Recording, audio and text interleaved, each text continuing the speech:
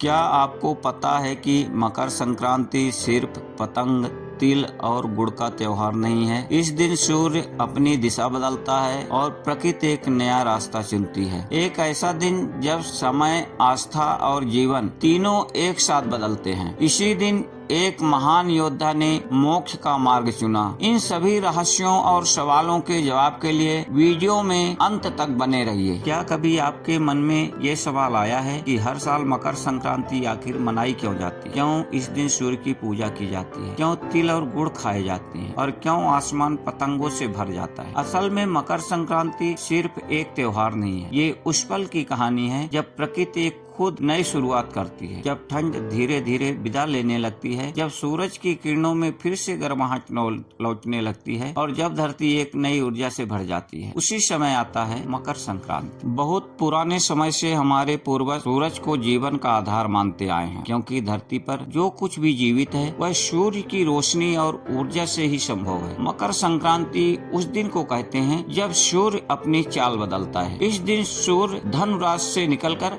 मकर राशि में प्रवेश करता है। इसी बदलाव को संक्रांति कहा जाता है। इसी दिन से सूर्य उत्तर दिशा की ओर चलना शुरू करता है, जिसे उत्तरायण कहा जाता है। उत्तरायण का समय हमारे शास्त्रों में बहुत शुभ माना गया है। इसी समय से दिन धीरे धीरे बड़े होने लगते हैं, रातें छोटी होने लगती हैं, ठंड कम होने लगती है और प्रकृति में नई जान आने लगती है। ऐसा लगता है जैसे सूरज खुद अंधेरे को पीछे छोड़कर रोशनी की ओर बढ़ रहा हो। मकर संक्रांति का संबंध सीधे खेतों से जुड़ा है। इसी समय किसानों की रबी की फसल तैयार होती है। महीनों की मेहनत के बाद जब खेतों में अन्न लहलहाता है तो यह दिन सिर्फ एक त्योहार नहीं बल्कि भगवान को धन्यवाद कहने का अवसर बन जाता है।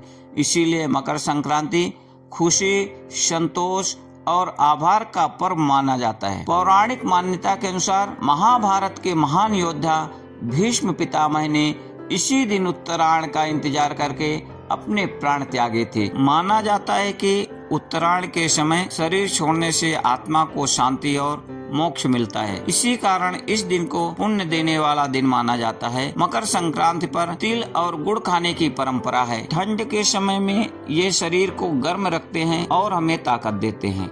लेकिन इसका सबसे सुंदर अर्थ यह है कि तिल गुड़ खाओ और मीठा मीठा बोलो। यह जीवन में कड़वाहट छोड़कर आपसी प्रेम और मधुरता को अपनाना। संक्रांति के दिन पतंग उड़ाने की परंपरा सूर्य से ही जुड़ी हुई है। सुबह की धूप में रहना स्वास्थ्य के लिए अच्छा माना जाता है। इसी बहाने लोग छतों पर इकट्ठा होते हैं, हंसते खेलते हैं और त्योहार का आनंद लेते हैं। मकर संक्रांति हमें यह सिखाती है कि अंधेरे के बाद उजाला आता है, कठिन समय के बाद अच्छे दिन आते हैं और मेहनत कभी व्यर्थ नहीं जाती है। यह पर्व हमें सिखाता है नई शुरुआत करना, आशा बनाए रखना और जीवन को सकारात्मक नजर से देखना। इसी भावना के साथ हम मकर संक्रांति श्रद्धा, प्रेम और खुशी के साथ मनाते हैं। जय श्री राम। अगर आपको ये कहानी अच्छी लगी हो तो प्लीज लाइक करें, सब्सक्राइब करें, शेयर करें।